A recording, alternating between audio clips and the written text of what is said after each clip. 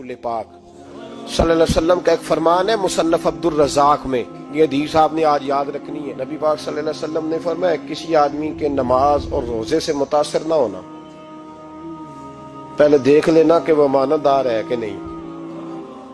किसी के नमाज रोजे से मुतासिर नहीं होना, पहले देख लेना कि दयानतदार है कि देखना लोगों की जेबों पे कितनी नजरें डालता है। फरमाया बहुत सारे नमाज रोजे वाले धोखेबाजी करते हैं, दयानती न करें, अपने ओहदे का पास रखें, अपने मनसब का ख्याल रखें। ओहदे जिस जगह आप मौजूद हैं आपकी जिम्मेदारी है। मेरे रसूल पाक सल्लल्लाहु अलैहि वसल्लम ने फरमाया हर बंदा तुम में से निगरान है और जो उसकी रियाया है उसके बारे में उसने जवाब देना है। कभी भी बददयानती ना करें। हम लोगों का पहले एतमाद हासिल करते हैं, फिर उस एतमाद को ठेस पहुंचाते हैं। उसका नुकसान पता क्या होता है?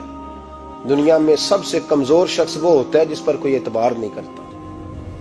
जिसका एतमाद जाया हो जाए वो आदमी बिखर जाता है। कभी भी धोखाधड़ी की पॉलिसी ना बनाए। हम लोगों से मुफादात लेने के लिए अपने रवैये मीठे करते हैं और जब काम निकल जाता है फिर हमारे रवैये बदल जाते हैं। ये धोखा है, ये बददयानती है। इसको अल्लाह रसूल ने पसंद नहीं किया। मेरे नबी पाक अलैहिस्सलाम ने फरमाया जिसमें तीन बातें पाई जाए वो तो मुनाफिक है।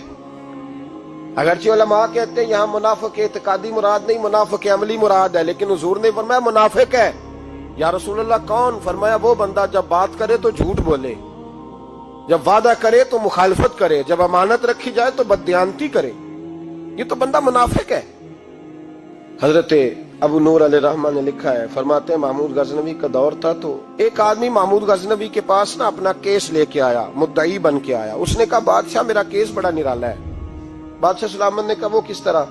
कहने लगा ये मेरे पास एक थैली है, मैं ना सफर पे जाने लगा तो ये थैली पूरी हीरों की भरी हुई। फलां इलाके के जो काजी साहब है ना, मैं जाती दफा मैं कहीं सफर पे जा रहा था तो मैं उनके पास छोड़ गया कि रास्ता लंबा है, कहीं कोई मुझसे छीन ना ले, हीरों की भरी हुई थी। कुछ दिनों के बाद मैं वापस आया हूँ, काजी साहब ने मुझे थैली वापस की है तो इसमें हीरों की बजाय खोटे सिक्के निकले। अब मैंने काजी साहब से कहा है तो काजी साहब तो मेरे गिरेबान तक आते हैं, वो कहते हैं बता कहीं से फटी है, खुली है?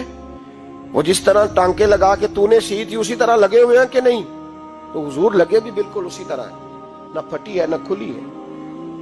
अब मैं लुट गया हूं, मेरी कुल उम्र की कमाई जाया हो गई, खोटे सिक्के कहां और हीरे कहां?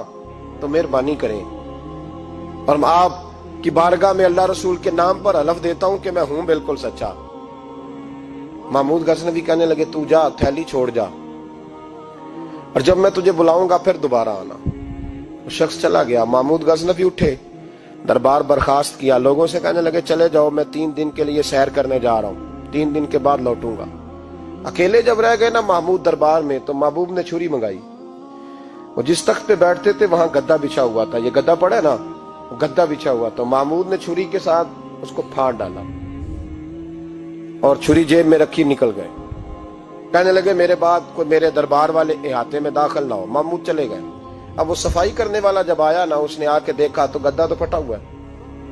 उसने शोर डाल दिया, पहरेदार भी आ गए, फलां साहब भी आ गए, फलां साहब। उसने कहा ओ खुदा के बंदो उसका गद्दा फट गया है, वो तो मार डालेगा। उसने कहा था सिवाय सफाई और निगरानी वाले के दूसरा आए कोई ना, और यहाँ आया भी कोई नहीं। पहले दिन ही फटा हुआ है तो लटका देगा सबको, क्या करें? शोर हो गया, सारे दरबार के मुलाजिमीन इकट्ठे हो गए। एक बंदा बोला, कहने लगा फिक्र ना करो, मैं कैसे बंदे को जानता हूं, इस तरह सिएगा कि जिसने फाड़ा होगा उसे भी पता नहीं चलेगा कहां से फटा था। ऐसा बेहतरीन रफू करेगा कि पता भी। उसने कहा यार हम सारे 1-1 महीने की तनख्वाह देते हैं, तू बंदा बुला। वो बुला लिया उसको, उसका नाम मोहम्मद रफूगर था। वो आया, उसको गद्दा दिखाया, उसका यार इस तरह सीना पता ना चले। उसने कहा फिक्र ही ना करो, मैं बड़ा कारीगर हूं। बड़े बड़े कारीगर लोग नहीं हमारे मुल्क में पाए जाते, कोई निशान छोड़ते हैं पीछे? बड़े कारीगर का पैसे होने चाहिए, बड़े बड़े कारीगर बंदे। आप यकीन करें ऐसा ऐसा फलसफा, ये उम्रा इबादत है ना, सरकार दो आलम सल्लल्लाहु अलैहि वसल्लम की बारगाह की हाजिरी बड़ी नेमत है ना। तो सऊदी गवर्नमेंट ने पाबंदी लगा दी, खैर उनकी भी ज्यादती है। इस तरह की पाबंदियां शरीयत इस्लामिया में जायज नहीं। अल्लाह के घर मुसलमान जब चाहे जा सकता है, लेकिन वो कहते हैं जी 2000 रियाल दे जिसने 2 साल बाद भी आना है। उन्होंने पाबंदी लगाई तो हमारे एजेंटों ने भी कई खास ट्रेनिंग हासिल की हुई है, पता नहीं कहां से सीख के आए, उन्होंने भी रास्ता निकाल लिया। ایک صاحب سے میں نے کہا کہ جناب وہ 2000 ریال لگ گیا تو کیا کرنا ہے؟ کہنے کوئی مسئلہ نہیں، پاسپورٹ نواں بنوا لو، گنجائش ہے، یعنی ہر شے کا حل ہے۔ تو میں نے کہا یار اب عمرہ کرنے جاتے وقت بھی بندہ دھوکہ دے کے جائے، اللہ کے گھر جاتے وقت بھی اس طرح کی حرکت کرے، کیا حال ہو گیا؟ ہر چیز کا لوگوں نے حل نکال لیا، ہر چیز کا لوگوں نے سٹائل بنا لی۔ ایسا نہ کریں، یہ درست نہیں۔ احمد رفو گر کہنے لگا اس طرح سیوں گا کہ پھاڑنے والے کو بھی پتہ نہیں، ان کا پیسے لے یار تو سی دے۔ اس نے سی دی، اگلے شام ہی لا کے بچھا دیا گدا۔ تیسرے دن بادشاہ سلامت آئے، آ کے پہلی نظر گدے پہ ڈالی، اس نے بلایا سب ملازمین کو، کہا کس نے سیا ہے؟ کہا جناب کیا ہوا؟ کہا یہ پھٹا ہوا تھا۔ کس نے؟ کہا نہیں پھٹا ہی نہیں۔ وہ کہنے لگے بنو بات، میں خود پھاڑ کے گیا تھا، تو بتاؤ صحیح سیا کس نے ہے؟ کہا جناب آپ پھاڑ کے گئے تھے تو بتایا کیوں نہیں؟ فرمانے لگے اسی لیے تو بتایا نہیں تھا کہ تم خود تحقیق کر لو، بلاؤ بتاؤ سیا کس نے۔ تو بلا لیا، احمد رفو گر آ گیا۔ اس کو جب بلا کے سامنے بادشاہ کھڑا کیا، کہا بھئی تو نے سیا ہے؟ کہنے لگا حضور آپ کے سارے ملازم کٹھے ہو کے آئے تھے، میری غلطی کوئی نہیں۔ کہا نہیں یار تو بڑا کاریگر ہے، میں نے اپنے ہاتھ سے پھاڑا تھا پر مجھے بھی نہیں پتا چل رہا کہاں سے پھٹا تھا۔ اچھا یہ بتا یہ تھیلی جو ہے یہ بھی تو نے سی تھی؟ اس نے کہا جی آپ کے خادم کا ہی کارنامہ ہے، وہ فلانے علاقے کے قاضی صاحب آئے تھے، اس میں سے ہیرے نکال کے تو کھوٹے سکے بھرے تھے، تو مجھے بھی تھوڑا سا حصہ ملا تھا۔ محمود نے سارے گواہ بھی اکٹھے کر لیے، ثبوت بھی اکٹھے کر لیے۔ پھر قاضی کو بلایا، پہلے سارے ثبوت اور گواہ کیس حل کر لیا۔ پھر ہمارے ہاں یہ حال ہوتا ہے کہ مدعی 2-3 ہفتے کے بعد خود ہی ہاتھ باندھ جاتا ہے، کہنا تسی میری جان چھڈو، مجرم پھڑو پاوے نہ پڑھو۔ وہ کہتا ہے مجھے معافی دو، میں رہا۔ ظلم ہے نا، ظلم زیادتی ہے کہ جو بیچارہ اتنے سوال مجرم سے نہیں ہوتے جتنے مدعی سے ہوتے، اب یقین کریں اتنے سوالات ہوتے، بیچارہ ہف جاتا ہے۔ یہ طریقہ درست تو نہیں، ایک لٹ گیا اور دوسرا طرح طرح کے سوالوں کے جواب دیتا پھرے بیچارہ۔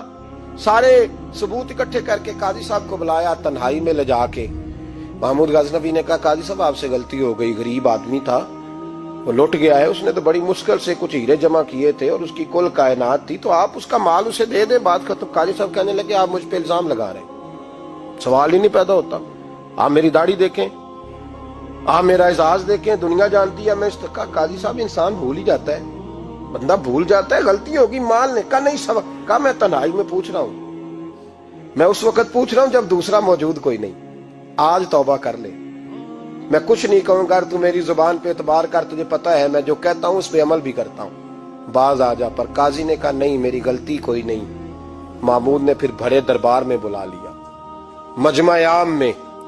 مہلت کے دنوں میں جو توبہ کر لے وہ بچ جاتے ہیں، لیکن لوگ رسوائیوں کے دنوں میں پھر واپس لوٹتے ہیں اگلا گھر دیکھ کے، پھر حالات اور طرح کے ہو چکے ہوتے ہیں۔ جب بڑے دربار میں قاضی کو بلایا، بھائی تو مانتا ہے کہ نہیں؟ اس نے کہا نہیں۔ تو کہا بلاؤ احمد رفو گر کو۔ جب احمد رفو گر آیا تو بوڑھے قاضی کی ٹانگیں کانپنے لگی، جملے ٹوٹنے لگے، لفظ زمین پر گرنے لگے، بات صحیح نہیں ہوتی، زبان لڑکھڑانے لگی۔ محمود کہنے لگے قاضی میں نے تجھے کہا تھا وہاں مان جا بات، اب بڑے دربار میں بول۔ جب قاضی صاحب کی گردن خود بخود جھک گئی تو دنیا سمجھ گئی، کہا نکل جا میرے دربار سے۔ محمود بولے نکل جا، اتنی تجھے عزت دی، اتنی بڑی تنخواہ دی، قاضی بنایا، اور یہ چھوٹی سی رقم کے لیے، تھوڑی سی رقم کے لیے تو بددیانت ہو گیا، چل چلا جا، نکل۔ قاضی دربار سے نکلا تو لوگ لعنتیں برسانے لگے۔ کل جو دکانیں چھوڑ کے سلوٹ کرنے آتے تھے وہ کہنے لگے اس کی عمر دیکھو، اس کے کام دیکھو، دیکھو اس نے کیا کیا۔ گھر گیا، بچے جن کے لیے پاپ کمایا تھا، جنہاں لی تو پاپ کمائے ہن کتھے نہیں ہو تیرے گھر دے۔ وہ بچے کہنے لگے ابا جی ہم تو سکول مدرسہ جانے کے قابل نہیں رہے، امید تھی کہ بیوی ساتھ دے گی۔ وہ کہنے لگی میں میکے کیسے جاؤں گی، گلی کی عورتیں طرح طرح کی باتیں بناتی ہیں۔ او بھائی کامیابیوں کے بڑے سربراہ ہوتے ہیں، کوئی کامیاب ہو جائے تو سارے کہتے ہیں میری سپورٹ سے ہوا ہے، ناکامیاں ہمیشہ یتیم ہوتی ہیں، ناکامیوں کا کوئی سربراہ نہیں ہوتا۔ جب تک تو قاضی تھا تو بڑے بات تھی، ہر بندہ کہتا تھا رشتہ دار ہے، رسوائی ہو گئی تو وہ تیری آنکھ ہو یا سنگ ملامت کی چبھن، کون پہنچا ہے میرے درد کی گہرائی تک، دور شہرت میں تو یاروں نے کیا یاد بہت، ساتھ آیا نہ کوئی کوچے رسوائی تک۔ اور میاں صاحب کہنے لگے ساری عمر ہی آٹا گد ہے، میں لکھاں کیتے نہیں پیڑے، اب وقت آیا ہی تے محمد بخشا کوئی نہیں ہوں بیٹھا نیڑے، حالات ہی بدل گئے۔ قاضی خاموشی سے اندر چلا گیا، اپنی رسوائی سمیٹ کے بستر پہ لیٹا، نہ روٹی کی بھوک لگی، نہ پانی کی پیاس لگی، نہ نیند آئی، ساری رات تڑپتا رہا۔ سویرے گھر والوں نے دروازہ کھولا تو روح پرواز کر گئی تھی، دنیا چھوڑ گیا۔ حضرت ابو نور علیہ رحمہ بولے، فرمانے لگے یاد رکھو کبھی بددیانتی نہ کرنا، کبھی۔ یہ تو محمود غزنوی کی عدالت تھی، قیامت میں رب کریم کی عدالت لگے گی۔ اور فرمایا وہاں تو گواہی دینے والا احمد رفو گر تھا، قیامت میں تو تمہارے اپنے ہاتھ پیر گواہیاں دیں گے، ہمارا اپنا وجود گواہی دے گا۔ اور فرمایا یہاں تو لانتے دنیا دار برساتے تھے، وہاں فرشتے ہوں گے۔ اور قاضی کو تو موت آ گئی تھی، قیامت میں تو دوبارہ موت بھی کوئی نہیں آئے گی، وہاں تو رہنا ہے اور سہنا ہے۔ بددیانتی معاشرے میں، اتنی بددیانتی ہر جگہ۔ اس معاشرے کا بھی کچھ بنے گا جہاں دوائی بھی خالص نہ ملے، جہاں دوائی میں بھی بددیانتی ہو۔ لوگ اپنے بچے کو آکسفورڈ یونیورسٹی میں پڑھانے کے لیے غریبوں کے بچوں کے رگوں میں جو دوائی اتارے وہ بھی 2 نمبر۔